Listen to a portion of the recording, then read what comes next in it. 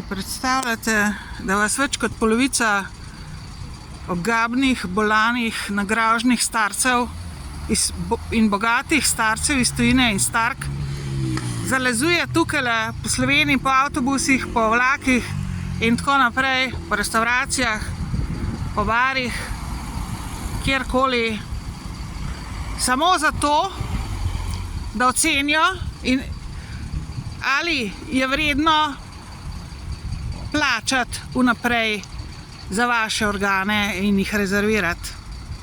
Ko vas bo uspela ta hudičeva, mafijska, pokvarjena, podla,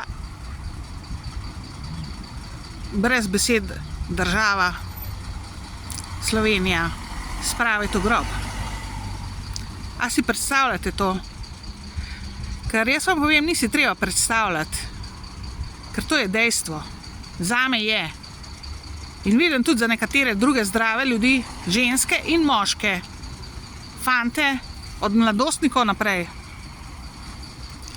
Je to kruto dejstvo.